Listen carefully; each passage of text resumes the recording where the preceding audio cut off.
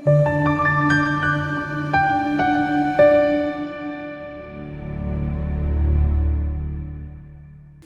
nje ngokukhulu ukuyithoba kwi-channel yakhe Nufliq ikabo Pastor WeNingi inkosi yamaphupho. Qhubeka wenze okuhle, qhubeka wenze okwamukelekile, qhubeka wenze okufanele kwi-channel noma ke endaweni yangakini, emkhakheni wakho, emndenini wakho, la ukhona khona nje akube ukuhle kodwa nje okwaziwayo ngawe nabantu abakubukelayo kuwena. Incwadi encela isikhuthazile ukuthi yenza njengalokhu ufuna kwenziwe kuwena. So uma ufisa ukwamukela uthando, tshala uthando. Uma ufuna ukwamukela ukweseka, qala ukweseka abanye abantu. You shall in return receive lokho okade ukunikeza abanye abantu empilweni. Phupho likade akhona simela pastor kusho ukuthini? Uphupho umfundisi wakho ekukhulekela.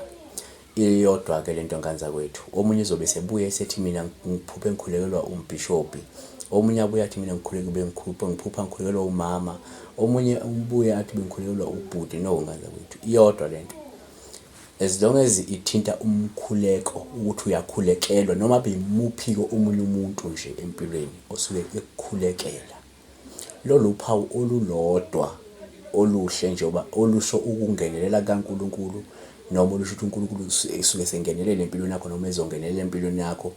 Ukuthi suke lisho nje ukuthi lindele inguquko ezingcono nezinhle ngenxa kaNkulunkulu, ngenxa yamandla kaNkulunkulu. Akunandaba ukuthi umuphi lowo muntu loyo, yabona. Kwesinye isikhathi ngafuna futhi kwesinye isikhathi mhlawumbe uhambe lowo muntu loyo kade ekukhulekela mhlawumbe ekuthinte ngezakhe izandla ekhulekele bese ubona uguquko oluhle empilweni yakho. So bese kubuye omunye sezobuza ukuthi yena bekhulekelwa ubhuti, yena bekhulekelwa umama. Ngiyacela nkanza kwethu asazi ukuthi nje umkhuleko uwodwa usho ukungenelela kaNkulunkulu empilweni yakho, yabona.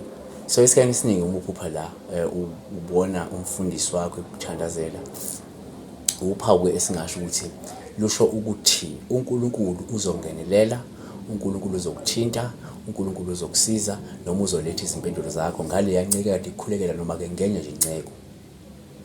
Futhi uma uphupha umfundisi wakhe ekuthandazela, uphawu olungabe luvezela ukukhululwa nokunqoba ubunzima, inkinga nenhlupheko zakho kungekudala. Lingasho ukuthi uNkulunkulu uzongenelela ukuze ukwazi ukunqoba lezi inkinga, ubunzima nezinhlupheko empilweni. Azivale ngako ukuthi uma uphupha futhi umfundisi wakhe ekuthandazela, uphawu oluhle. Kwesinye isikhathi liyayilusho la ukuthintwa amandla kaNkulunkulu amakhulu nokungenelela kwakhe nje empilweni yakho. Sekungasho ukuthi mhlawumbe uma ukuthi lo muntu kade ekukhulekela ephusheni uyamazi, usungahamba nje umcele ukuthi akakukhulekele ukuze makusho ukuthi kule deliverance eyovela ngaye bese iyakwazi ukuthi ke initiate ke lo deliverance. Uma ukuthi kunoguquko oluzayo ukwazi ukuthola uguquko ngalowa muntu loya. Kanti ke futhi ke uma ukuthi lo muntu okade ukhulekela umuntu ongamazi, sungaya nje kumuntu omunye omaziyo noma komunye nje umuntu umcele nje ukuthi akubeke izandla ekukhulekele. Kukhona mhlawumbe okuhle ngabe sekuyenzeka phezulu kwempilo yakho. Siyabonga kakhulu, uNkulunkulu ekulonde, uNkulunkulu ekubusise. Ngakhohlwa ukwenza okufanele bese ucofa lapha ke u-like button, ukuyilike nje le video le, ikakhulukazi ukuthi kukhona okufundile, kukhona okucoshile.